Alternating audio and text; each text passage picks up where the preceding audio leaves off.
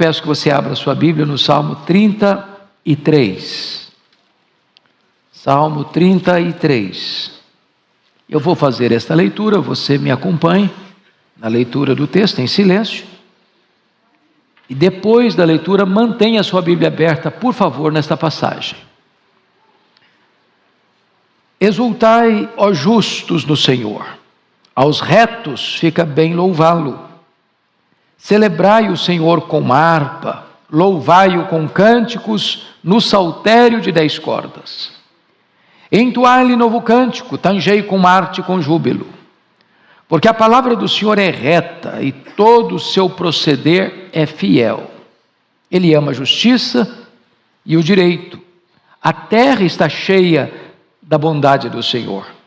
Os céus, por sua palavra, se fizeram, e pelo sopro de sua boca, o exército deles. Ele ajunta em montão as águas do mar, e em reservatório encerra as grandes vagas. Tema o Senhor toda a terra, tema ao Senhor toda a terra, temam-no todos os habitantes do mundo, pois Ele falou e tudo se fez. Ele ordenou e tudo passou a existir.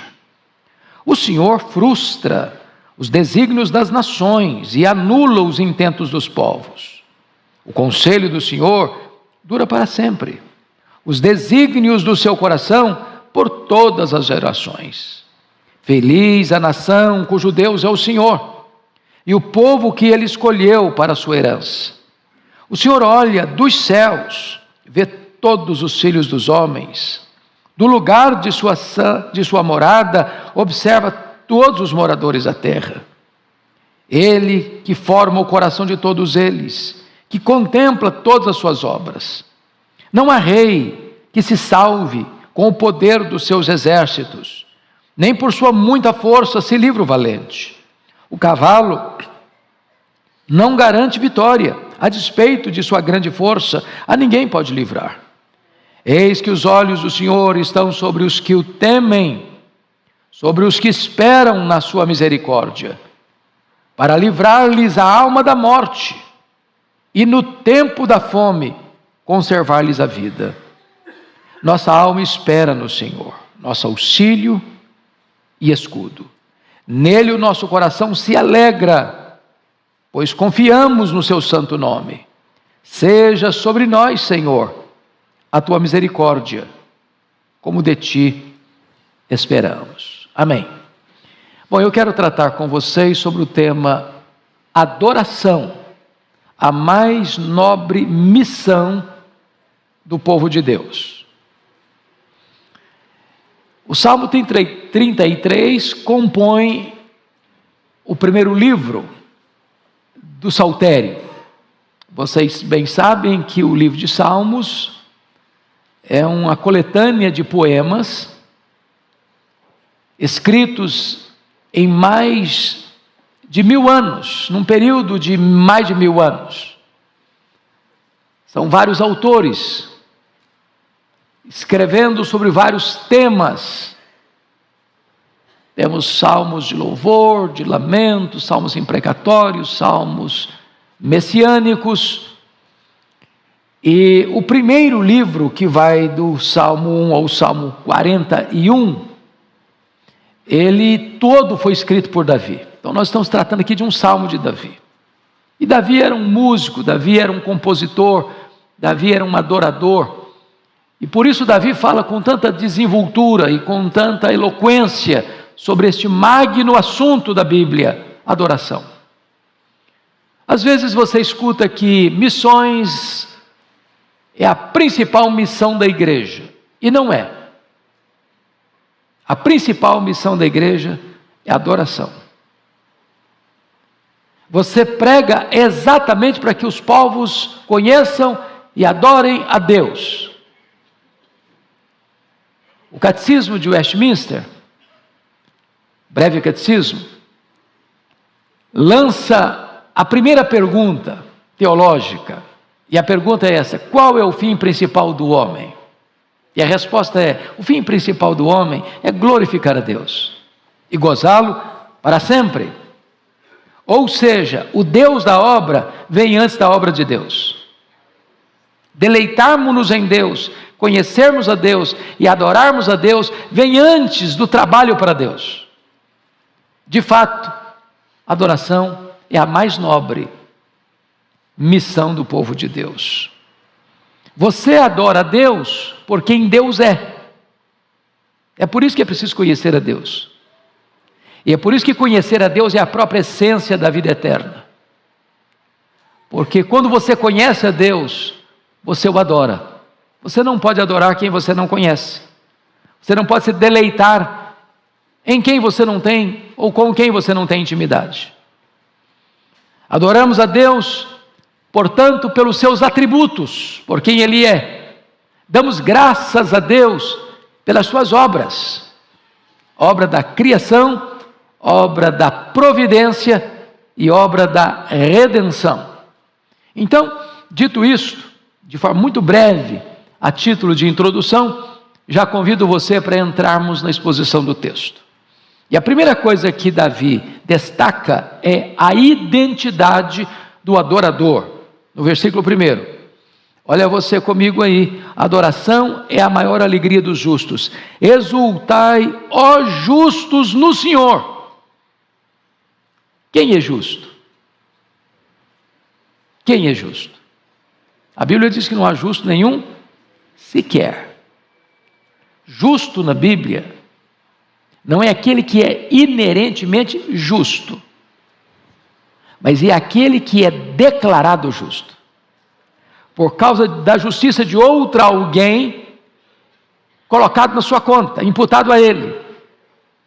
Nós, sendo injustos, fomos declarados justos ao crermos em Cristo, e a justiça do justo tributada a nós, imputada a nós, colocada na nossa conta. De tal maneira que, se você crê em Jesus, lá no tribunal de Deus, você já foi justificado. Você não tem mais nenhuma culpa, você não tem mais nenhuma dívida, porque toda a justiça de Cristo foi depositada na sua conta. Esses são os justos à luz da Bíblia. E aqueles que foram justificados e são justos aos olhos de Deus, esses têm em Deus o seu maior prazer, a sua maior exultação. Então está aqui: exultai, ó justos, no Senhor. E aí você vai perceber uma outra coisa: não dá para você adorar a Deus de cara amarrada. Não dá para você adorar a Deus um semblante abatido, triste, aborrecido com a vida, estou chateado. Não, a adoração combina com exultação. Aliás, você está diante do Rei da Glória. Você está diante do Criador, sustentador e Redentor. E então, quando você reconhece o que Ele fez por você, você só pode exultar, alegrar-se, com grande e intenso júbilo. Mas em segundo lugar, olha comigo aí, a adoração sendo o mais alto dever dos justos, na parte B do versículo: aos retos fica bem louvá-lo. Ou seja, o ímpio não adora, ele zomba, ele se rebela, ele é ingrato, ele não tem prazer em Deus, as coisas de Deus provocam cansaço nele, ele tem como que uma espécie de urticária quando pensa em Deus, ele fica desconfortável ao ouvir sobre Deus. Entretanto, os retos gostam de fazer isso, e fica bem fazer isso, ou seja, adorar a Deus. Então a pergunta é: você é uma pessoa reta? Você é uma pessoa justa? Como é que você prova que você é uma pessoa justa e reta? É quando você exulta em Deus e quando cabe bem para você adorar a Deus. Então, quando você vem à casa de Deus, você não vem: que chato, hoje é domingo, eu sou crente, né? Fiz uma promessa de que vou para a igreja, que chato, vou ter que ir para a igreja hoje. Dia tão lindo, podia estar no parque, podia estar dormindo, podia estar assistindo um filme, podia estar assistindo um jogo de futebol, podia estar na praia, podia estar fazendo coisas fantásticas, mas puxa vida, tem que ir para a igreja, olha aí. Epa, quem é você? Se você é justo, se você é reto, isso aí é prazer, é deleite. Hoje é domingo, alegremos-nos e regozijemos-nos com isso. Vamos à casa do Senhor. É um prazer, é um privilégio, não é um peso. Segundo lugar, ele trata aqui do caráter da adoração, nos versos 2 e 3. Olha aí comigo o verso 2. Celebrai ao Senhor com harpa, louvai-o com cânticos no saltério de 10 cordas. Adoração ao Senhor e não ao homem. Celebrai ao Senhor. Não trata aqui de bajular homens, de exaltar homens, de colocar homens no pedestal. Não, o culto é teocêntrico, focado em Deus, não no homem. Notem mais, a adoração é apresentada aqui com cânticos e acompanhamento musical. Celebrar o Senhor com harpa, louvai-o com cânticos, no saltério 10 cordas. Então, Deus requer de nós não só a voz, Ele requer de nós o acompanhamento com instrumentos musicais. É por isso que você tem piano, você tem órgão, você tem órgão eletrônico, você tem bateria, você tem violão, você tem guitarra, você tem flauta, você tem uma orquestra. Não é porque a gente gosta só não é porque a gente inventou isso não, é porque Deus estabelece. Prestem bem atenção nisso. Culto a Deus precisa ser prescrito por Deus. Eu não posso adorar a Deus do meu jeito, do meu modo, com os meus gostos, com as minhas preferências. Eu não tenho autoridade para inventar algo para adorar a Deus. O Deus que exige ser adorado e requer ser adorado, estabeleceu como Ele quer ser adorado. E aí, o texto nos informa que a adequação das vozes com os instrumentos, nessa linda harmonia de música que sobe aos céus como um ato de adoração.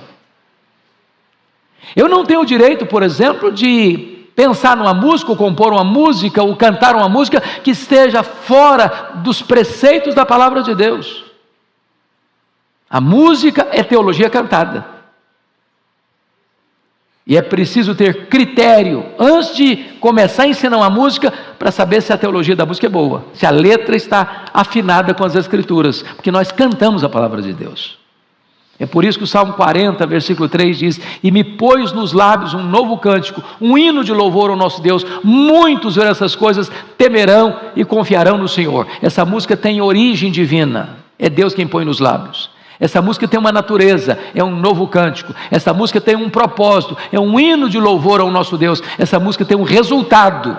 Muitos verão essas coisas, temerão e confiarão no Senhor. Mas, veja você em terceiro lugar, a adoração é feita de música que sempre se renova. Olha o 3a. Entoai-lhe novo cântico. Novo cântico. Então você percebe que cantar é algo que é como um baú que você vai e tira coisas velhas e coisas novas. Os entendidos em música dizem que música tem qualidade. Se é boa, permanece. Se é ruim, se descarta. Tem músicas sazonais, sabe disso. Tem cânticos que você canta, que bonito e tal. Daqui a pouco ninguém canta mais, esqueceu. Ficou lá para trás. Tem músicas que você canta e você canta e você canta e você canta e passa de pai para filho, de filho para neto e de geração para geração e atravessa os séculos. Elas sempre são novas. O que é bom fica. Quando diz cantar um cântico novo, não quer dizer que eu sempre tenho que cantar uma música nova. Significa que mesmo as músicas velhas são sempre novas. Eu não sei quanto a vocês, cada um tem seu jeito, né? Para mim, quanto mais antiga é uma música, mais ela fala comigo. Ela recorda, ela traz lembranças. É aquilo que você escutou lá na infância, lá na adolescência. De repente você escuta, vai trazendo tudo aquilo que você já vivenciou com aquela música. Então, ela é uma música sempre nova. Aliás, a Parece-me que a Bíblia diz que a natureza canta. Você já viu as árvores batendo palmas? Os rios se alegrando? É a forma da natureza que está celebrando o Criador. Os pássaros cantam. E eu não tenho notícia de que pássaro fica depressivo, assim, chateado com a vida. Hoje eu levantei meio aborrecido. O pássaro levanta cantando, ele dorme cantando. A natureza canta. Mas a Bíblia diz que a igreja canta. A Bíblia diz que os anjos cantam. E a Bíblia diz que nós vamos cantar por toda a eternidade. Então, é melhor ensaiar agora, para a gente fazer bem feito. Tá certo? Muito bem. A adoração a Deus precisa ser feita com excelência. Versículo 3b, está escrito assim: tangei com arte e com júbilo. Veja bem, duas coisas importantes. As pessoas, não, gente, para Deus, qualquer coisa serve. Que Deus vê o coração. É verdade que Deus vê o coração. É verdade que Deus aceita o que eu tenho e não o que eu não tenho. Mas não é verdade que para Deus qualquer coisa serve. Então, se você olhar música no Antigo Testamento, havia um profissionalismo na música. É tanger com arte e com júbilo. Não é só com júbilo. E não é só com arte. As duas coisas caminham juntas. A perícia, o cuidado no zelo, a boa música, o estudo, a boa apresentação e o júbilo. Deus requer o melhor, Deus merece o melhor. Essa é a ideia do texto. Eu não posso fazer a obra de Deus relaxadamente. Eu não posso chegar aqui na frente e cantar desafinado. Ora, se eu estou desafinado, eu vou cantar na congregação, eu chamo o irmão afinado para cantar na frente. Né? Deus aceita o meu culto desafinado, é claro. Eu não vou poder ser... Se eu for fazer um solo aqui, os irmãos correm, fogem. Para que eu vou me aventurar? Mas tem irmãos abençoadíssimos que têm uma voz maravilhosa e que podem conduzir a congregação ao louvor. Porque Deus requer arte, Deus requer júbilo, qualidade e espírito de adoração, com exultação. Mas vamos adiante nesse texto para mostrar agora a razoabilidade, em terceiro lugar, da adoração. E a maior parte desse texto é mostrar por que adorar a Deus é tão razoável. Primeiro, Deus é digno de ser louvado por causa da retidão da sua palavra. Versículo 4. Porque a palavra do Senhor é reta e todo o seu proceder é fiel.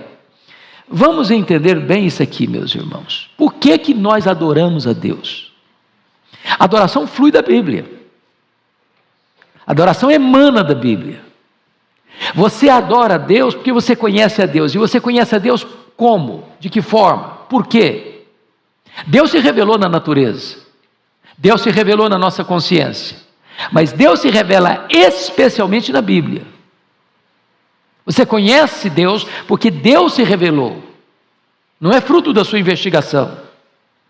E então, quando você entende a Bíblia, valoriza a Bíblia, sabe quão reta é a Bíblia, nela não tem erro, nela não tem contradição, nela não tem falha, ela é inspirada, ela é inerrante, ela é infalível, ela é suficiente, ela é pura, ela é reta, ela ilumina os olhos, ela alegra o coração, ela restaura a alma, ela revela a nós o plano de Deus para a nossa vida.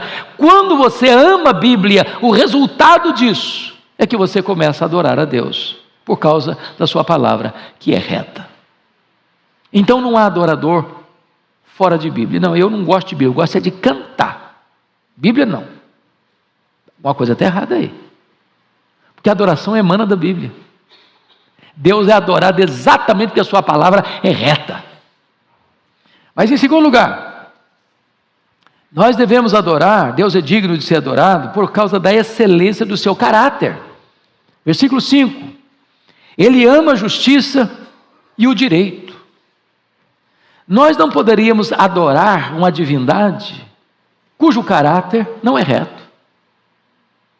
Por exemplo, você pega a Bíblia, lá na história do Antigo Testamento, você vê lá as pessoas indo adorar Moloque, um deus pagão, simbolizado por um ser asqueroso, com os braços estendidos, oco por dentro, feito de bronze, e ali as pessoas tocavam fogo. Tocavam fogo. E os pais vinham com seus bebês, ao som dos atabaques e tambores, e sacrificavam os seus filhos nos braços incandescentes de Moloque. E os tambores ruflavam, para que os pais não escutassem os gritos lancinantes e desesperados dos filhos. Olha, você não pode adorar uma divindade dessa com exultação. Só os que estão manietados pelo diabo fazem. Mas Deus é digno de ser adorado, diz o texto, porque Ele ama a justiça e o direito. Esse Deus é puro, é santo, é justo, é verdadeiro. Esse Deus tem no seu caráter a principal motivação que eu devo ter para adorá-lo. Ele é digno. Ele é digno. Terceiro lugar, por que nós devemos adorar a Deus? Ele é digno de receber adoração por causa da prodigalidade da sua bondade. Olha o versículo 5 na parte B. A terra está cheia da bondade do Senhor. Então vamos entender aqui. Quando você olha para a natureza, você vê a bondade de Deus. A criação, a perfeição dela. Desde os mundos estelares, as pétalas aveludadas de uma flor. Você vê a bondade de Deus no fato de você ter uma semente tão pequena como uma semente de mostarda, a menor das sementes, e ter vida dentro dela, a ponto de você lançá-la no coração da terra, no ventre da terra, e ela brotar, e florescer, e frutificar.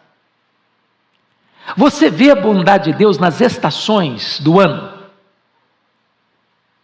Você vê a bondade de Deus no sol que aquece e fertiliza. Você vê a bondade de Deus na chuva serôdia que cai para regar a terra, para que ela produza. Você vê a bondade de Deus no fato de ter nuvens dançando no ar, trazendo ora refrigério e refresco do calor escaldante do dia. Você vê a bondade de Deus na maneira como Ele fez você, seu corpo, seus olhos, seus ouvidos, suas narinas, sua boca, seu esôfago, seu estômago, seus órgãos vitais, suas pernas que se movimentam, seus braços que agem e agilizam. Você vê a bondade de Deus nisso? Você vê a bondade de Deus na maneira como Ele criou você? Já pensou se o seu nariz, ou suas narinas fossem voltadas para cima? Você morria afogado na chuva. Você já imaginou se você não tivesse um nariz perto dos olhos para pendurar um óculos?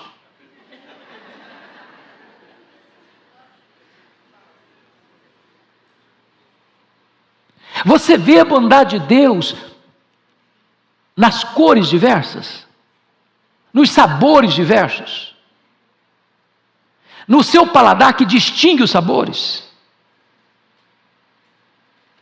Você já viu a bondade de Deus na composição do seu corpo? Pense, eu acho que das frutas para mim, a mais elegante é a manga rosa.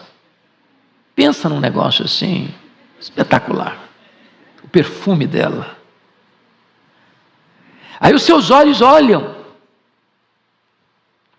seu desejo aguça, a sua mão pega, a sua boca morde, seus dentes trituram, seu esôfago recebe, seu estômago acolhe, E de repente aquela manga vira sangue, vira carne, vira nervos, vira vida. Em todos esses detalhes, você vê o quê? A bondade de Deus. Toda a terra está cheia da bondade de Deus. Agora, tem olhos que veem, mas não enxergam. Passam pela vida sem olhar, sem observar a bondade de Deus. Você enxergou a bondade de Deus na sua casa? Você tem um teto para morar? Você tem uma cama para dormir? Você tem pão na mesa? Você já percebeu que o dinheiro é bom, mas se não tivesse a bênção do cuidado, da providência, você não come dinheiro? A fome chegou em Samaria e eles gastavam rios de dinheiro para comprar a cabeça de um jumento. Eu nunca vi ninguém no açougue comprar uma cabeça de jumento. Porque tinha dinheiro, mas não tinha comida. Cabeça de jumento, que jumento aguenta, viu, gente? Aguenta, seca.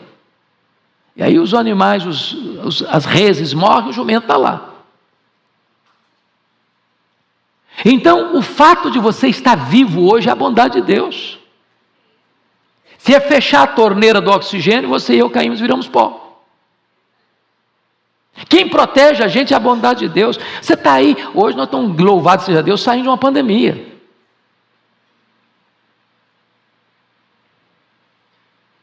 Mas tem ar contaminado por vírus, por bactérias. Você não sabe onde está. Então o fato de você sobreviver é um resultado da bondade de Deus na sua vida, na minha vida, na nossa vida. Quarto lugar, porque Deus é digno de ser adorado. Quarto lugar, por causa de sua vasta, rica, insondável criação. Compare e olhe comigo aí os versos 6 até o verso 9. Os céus por sua palavra se fizeram, e pelo sopro da sua boca, o exército deles.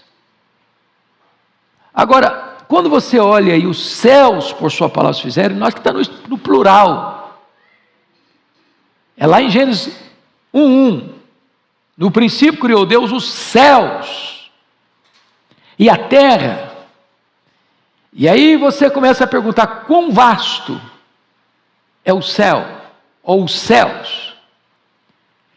E se você chegar para o astrônomo mais culto e preparado, com a mente mais peregrina e com o conhecimento mais sofisticado sobre essa questão, e perguntar para ele, qual é o tamanho desse universo que Deus criou pela sua palavra? E a resposta honesta dele é, eu não sei. Eu não sei. A matéria em aberto. Entretanto, o que se sabe hoje é que a extensão deste universo passa de 93 bilhões de anos-luz de diâmetro.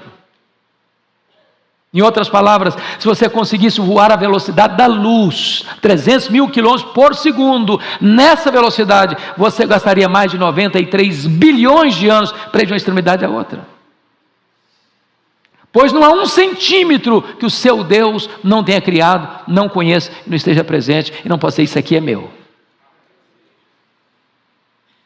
Quando você compreende quão grande Deus é, porque uma das verdades sublimes que a Bíblia diz é que Deus é transcendente. O que significa que Deus é transcendente? Significa que Ele é maior que tudo quanto existe, Ele é maior que tudo quanto Ele criou. Qual a base bíblica diz? A Bíblia, numa linguagem bem linda e retórica, diz o seguinte, nem o céu dos céus pode contê-lo. Então a criação, quando você olha para a criação, você fica encantado. Por exemplo, o profeta Isaías vai dizer que ele espalha as estrelas no firmamento, e por ser forte em força e grande em poder, quando as chama pelo nome, nem uma só delas vem a faltar. A pergunta é, quantas estrelas existem? Também nenhum astrônomo sabe responder. Eles ficam boquiabertos e concluem que há mais estrelas no firmamento que todos os grãos de areia de todas as praias e desertos do nosso planeta. Você já foi à praia e tentou contar quantos grãos de areia você consegue botar na concha da sua mão? Nessas férias de janeiro agora eu fui fazer isso. Cheguei lá em Guarapari, sentei lá e falei, deixa eu contar aqui. Enchi a mão assim, botei numa palma só da mão, você conta 1, 2, 50, 100, 150, 200, 300, parei, não tinha contado nem a ponta do dedo ainda. Existem coisas que para nós são incontáveis, para Deus são contáveis. Deus sabe quantas estrelas existem. Aliás, Ele não só sabe, Ele batizou cada uma delas pelo nome. Deus sabe quantos grãos de areia existem nas praias e desertos. Eu e você não sabemos. Para nós, incontável. Para Deus, contável. Este Deus que sabe tudo, que conhece cada uma das mais de 60 trilhões de células do seu corpo, é digno de ser o quê? Adorado. Mas vejam vocês, que no versículo 7, 8 e 9, ele diz, ele ajunta em montão as águas do mar, e em reservatório encerra as grandes vagas. Temam o Senhor toda a terra, temam-no todos os habitantes do mundo, pois ele falou e tudo se fez, ele ordenou e tudo passou a existir. O que o Davi está dizendo para nós aqui? Conhecer a grandeza majestática de Deus deve nos levar a reverenciar a Deus, a temer a Deus. Esse medo aqui não é um medo fóbico, não é o medo de eu vou me esconder, eu vou me encavernar. Não, esse medo aqui é o medo dizendo, esse Deus é digno da minha adoração, eu o reverencio, eu o respeito, eu o amo, porque sendo Ele tão grande, Ele me criou, Ele me formou, Ele me amou, Ele me salvou, Ele me protege, Ele me fez membro da sua família, Ele escreveu o meu nome na palma da mão dEle, Ele mandou o seu Filho para morrer por mim, Ele enviou o Espírito Santo para habitar em mim, e Ele se comprometeu em me segurar pela sua mão direita, me guiar com o seu conselho eterno, me receber na glória. Mas, vamos adiante, vamos olhar mais. Olha comigo agora, por que Deus é digno de ser adorado? Deus é digno de ser adorado em quinto lugar, por causa de sua soberana providência na história. E eu destaco aqui os versos 10 a 15. Primeiro, Ele controla as nações, versículo 10, o Senhor frustra os desígnios das nações e anula os intentos dos povos. O que Ele está querendo dizer aqui? Veja você que Davi faz uma transição do poder da criação para a soberania de Deus na história. Vai tratar de outro assunto agora. E deixou a criação, começar a mostrar o seguinte, esse Deus não só criou, esse Deus governa, esse Deus reina, esse Deus usa a sua providência para fazer a sua vontade na história dos homens. E a primeira coisa que ele destaca no versículo 10 é esta verdade, que ele controla as nações. O Senhor frustra os desígnios das nações. Em outras palavras, Ele põe reis, Ele abate reis, Ele levanta reinos, Ele abate reinos. Ele bota alguém no trono e faz esse alguém apiar do trono. Salmo 2 diz isso, não é o homem que controla Deus, é Deus quem controla o homem. Não é o homem que está no controle da história, é Deus quem está no controle da história. Quem está no trono é Deus, é Ele quem levanta e Ele quem abate, Ele quem dá vida, Ele quem tira a vida. É só olhar a história dos impérios. Ascenderam e caíram, ascenderam e caíram, levantados e caíram. Lá no Isaías 40 diz que os príncipes, os poderosos, basta um sopro de Deus e eles caem. Os poderosos morrem e Deus continua no trono. Essa é a verdade que esse texto está querendo destacar para nós. Segundo lugar, Ele não só controla as nações, Ele não pode ser controlado. Olha o versículo 11. O conselho do Senhor dura para sempre, os desígnios do seu coração por todas as gerações. Ou seja, os intentos do homem têm tempo de validade. Eles governam hoje, eles fazem a vontade deles hoje, eles maquinam hoje, eles conspiram hoje, eles podem até ter sucesso hoje por um tempo, mas eles viram pó. A memória deles é apagada. A vontade deles, nenhum imperador, nenhum rei, nenhum presidente, nenhum congresso, nenhuma corte jamais pôde ter a pretensão de que a vontade deles permanecesse de geração em geração. Eles têm prazo de validade. Mas a vontade de Deus, o plano de Deus, o propósito de Deus permanece por todas as gerações. O que significa isso, irmãos, em termos de filosofia da história? Vamos lá. Você tem 3 conceitos básicos de filosofia da história. Você tem o conceito grego. Qual o conceito grego? A história é cíclica. O que é isso? O que foi ontem vai ser hoje, o que é hoje vai ser amanhã. Nada novo debaixo do sol. Foi a visão que Salomão, olhando na perspectiva debaixo do sol, disse: foi o que é o que será. A pergunta é: a história é cíclica? Deixa a pergunta no ar, responda daqui a pouco. Então vem a segunda filosofia da história. É a filosofia existencialista.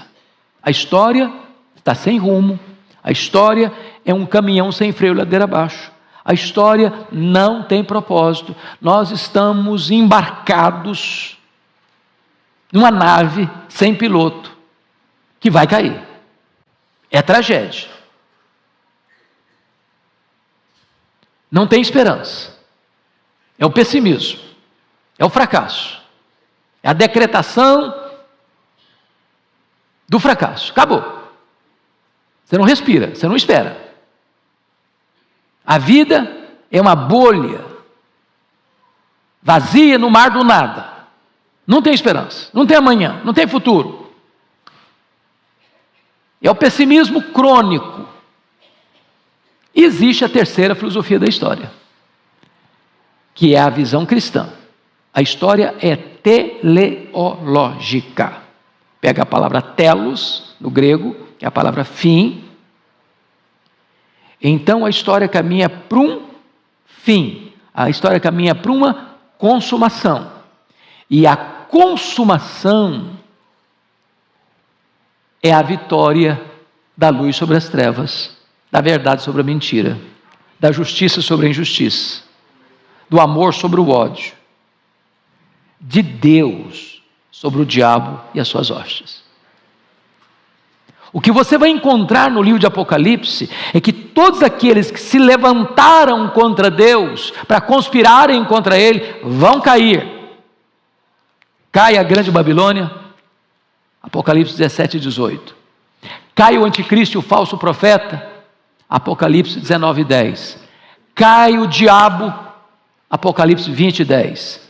Cai a morte e o inferno, Apocalipse capítulo 20. Cai todos aqueles cujos nomes não estão escritos no livro da vida, Apocalipse 20, 14 e 15. E o que você vê é a vitória retumbante de Deus e da sua igreja. Que a história não está à deriva, a história caminha para uma consumação, e quem está dirigindo essa dinâmica até lá é o próprio Deus. É por isso que você encontrou o que está escrito nesse versículo 11. O conselho do Senhor dura para sempre, e os desígnios do seu coração por todas as gerações.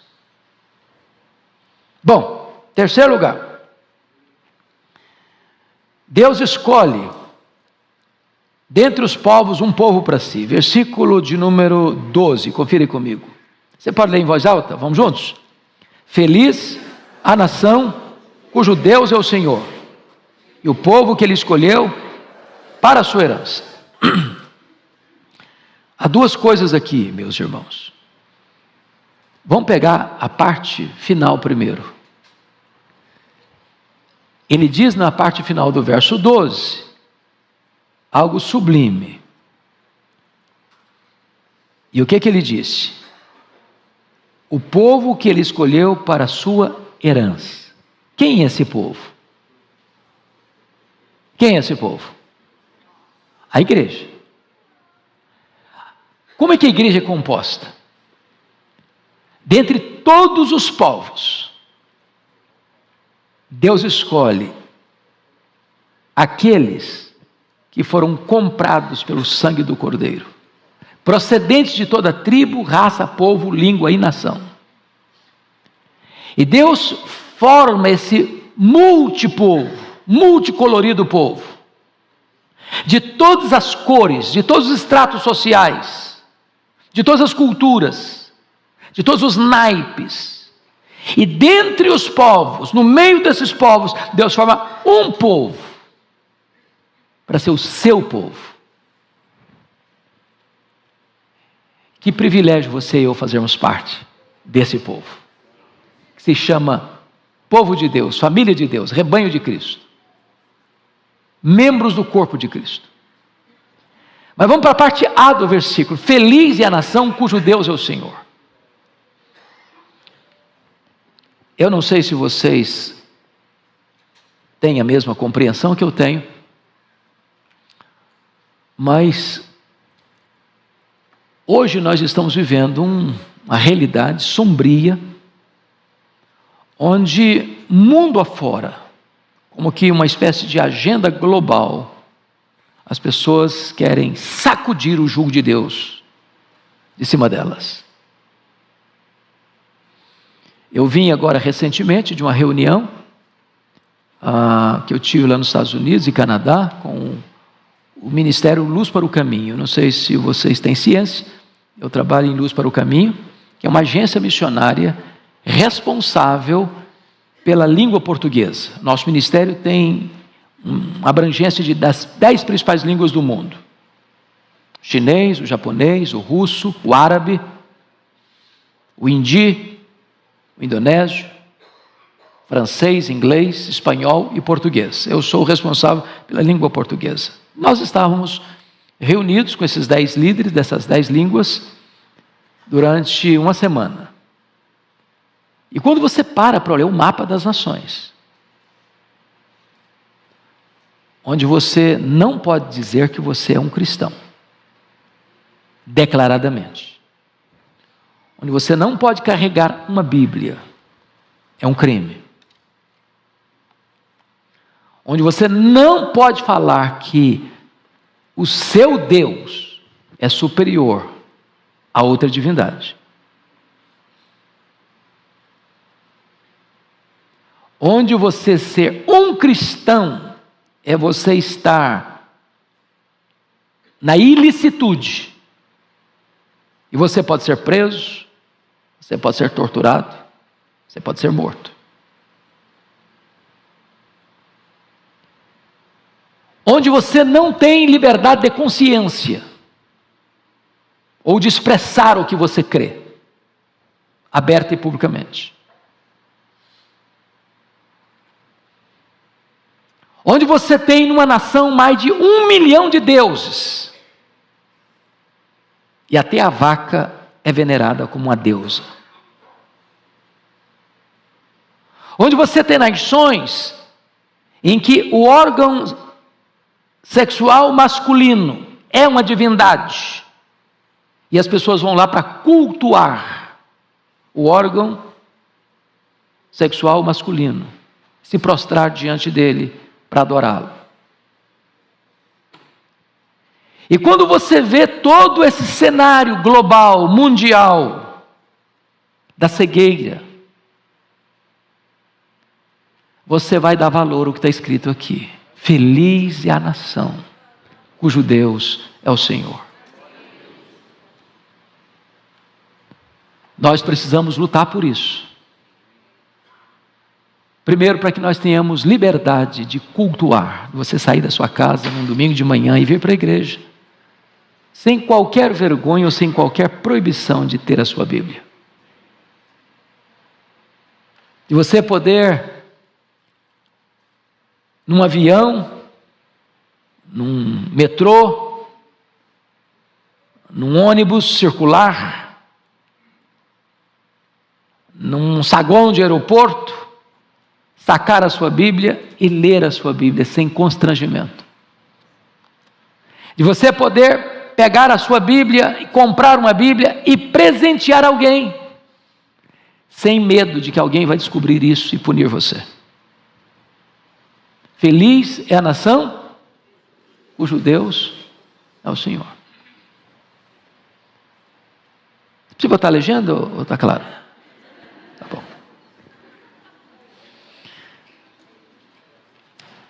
Quarto lugar. Veja comigo os versos 13 e 15. Ele sonda os homens. Por isso que ele pode ser adorado, deve ser adorado. O Senhor olha dos céus, vê todos os filhos dos homens. Quantos filhos dos homens ele vê? Todos. Vê os bons, os maus, os pios, os ímpios. Do lugar da sua morada, observa todos os moradores da terra. Qual a morada de Deus? Nos céus está o seu trono. Ele não só vê, ele faz mais o quê? Ele observa. E observar é mais do que ver. É sondar. É cavar a mina da sua alma e saber o que está lá escondido, enterrado. Sabe tudo. Versículo de número 15 diz: Ele que forma o coração de todos eles, que contempla todas as suas obras. E então ele forma o coração e ele vê o que você faz.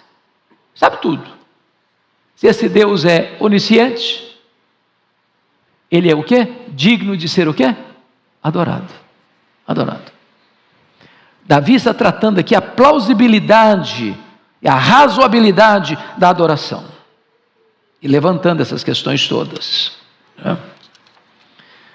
Por que Deus deve ser adorado? Ele não prossegue nesse argumento. Primeiro, ainda em sexto lugar, porque Ele é o Deus da redenção. Olha os versículos 16 a 19 comigo agora. Não há rei que se salve com o poder dos seus exércitos, nem por sua muita força se livra o valente. O ponto aqui é o seguinte: quem consegue se insurgir contra Deus e prevalecer? Irmãos, o mal prevalece por um tempo. Eu não sei quanto a vocês, toda vez que eu assisto filmes do Holocausto, me dá um negócio assim, ruim por dentro, um constrangimento. E você fica perguntando: meu Deus, mas o senhor podia fuzilar aqueles caras maus? Não, você não tem essa sensação? Você vê um homem batendo numa criança, ou afligindo um velhinho, pisando com a sua bota suja de lama, uma pessoa já caquética pela fome, não te dá um espírito assim de revolta? Parece que naquele momento o mal está pensando bem mesmo. Mas quando você olha o quadro geral, você percebe uma coisa: ninguém pode lutar contra Deus e finalmente prevalecer. Parece que tem hora que você está perdendo de goleada. Aí Deus entra no jogo e muda o placar do jogo. Deus vira a mesa da história. Ele é Deus. Ele é soberano. Ninguém pode desafiar a Deus e safar-se. Essa é a linguagem dele. É só você olhar para os poderosos, para os impérios. Egito, onde está o Egito? Grande império Egito. Onde está o grande império assírio? Onde está o grande império babilônico? Onde está o grande império medo-persa? Onde está o grande império greco-macedônio? Onde está o grande império romano? Caíram, ruíram, colapsaram. Mas veja você comigo, que ele vai usar uma linguagem no verso 17: o cavalo não garante a vitória, a despeito da sua grande força, a ninguém pode livrar. Quando você lê isso aqui, você fala: mas Davi está atrasado. Né?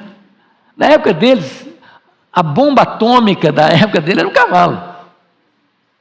O míssil era um cavalo. A coisa mais forte que as pessoas conheciam na época era um cavalo. Hoje, se você for escrever o Salmo 33, você vai usar outra coisa. O poderio bélico, os mísseis, a bomba atômica, a bomba nuclear. Hoje tem coisa assim, pavorosa. Mas nem isso pode desafiar o poder de Deus. Sabe por quê? Hoje nós temos arsenal, aí nessa invasão militar da Rússia à Ucrânia, nós temos hoje arsenal nuclear para destruir o planeta mais de 10 vezes.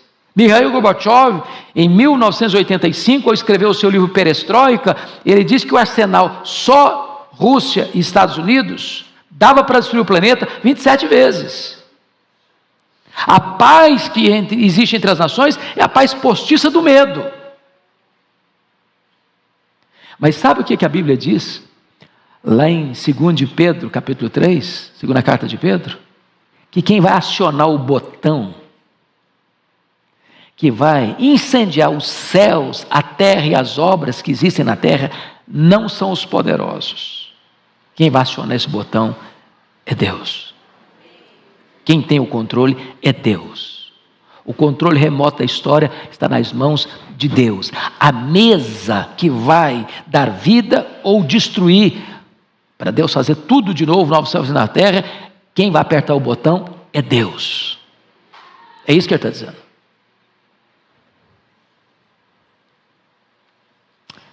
Veja comigo.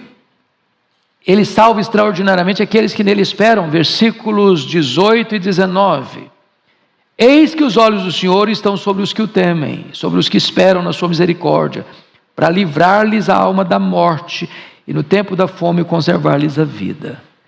Ou seja, na hora que a coisa pegar mesmo, a crise mais medonha, da carranca mais horrenda, Deus conhece, os olhos do Senhor estão sobre os que o temem.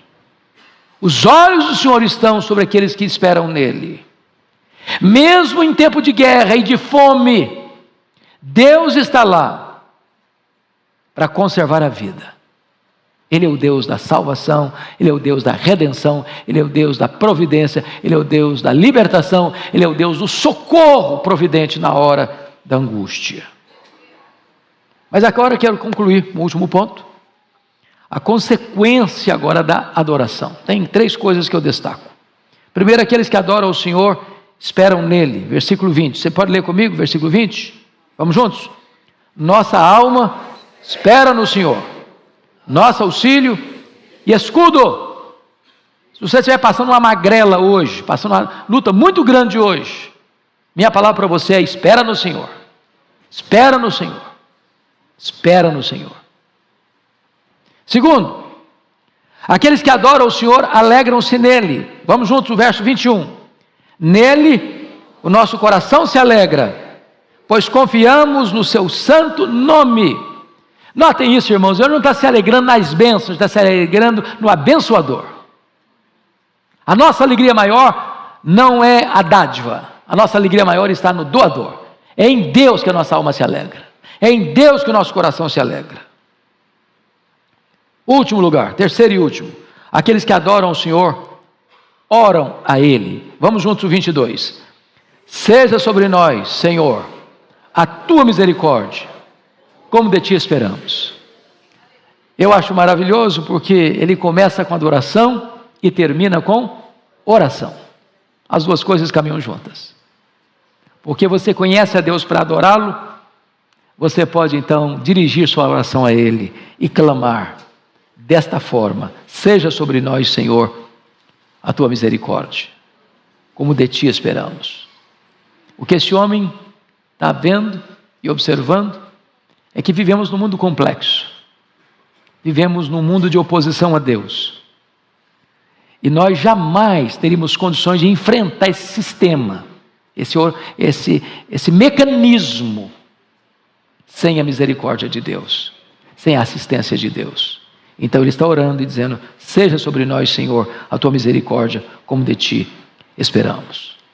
Que Deus nos ajude a, num mundo tão turbulento, numa história tão convulsiva, em dias tão maus, encontrarmos razões eloquentes, motivos sobejos para nós adorarmos a Deus. Adorarmos a Deus. E nas lutas da vida, clamarmos a Deus em oração. Vamos ficar em pé e vamos orar ao Senhor.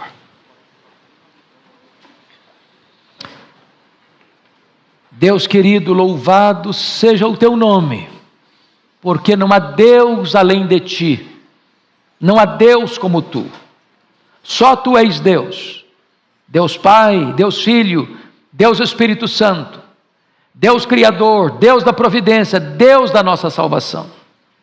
Tu és digno, Senhor, de receber a honra, a glória e o louvor, não a nós, Senhor, não a nós, mas ao teu nome da glória. Exultamos no teu santo nome, porque tu és a razão da nossa vida, tu és o nosso Criador, o nosso provedor, o nosso redentor, o nosso consolador, tu és a nossa alegria, tu és a nossa paz, tu és a nossa justiça, tu és a nossa herança, louvado seja o teu nome.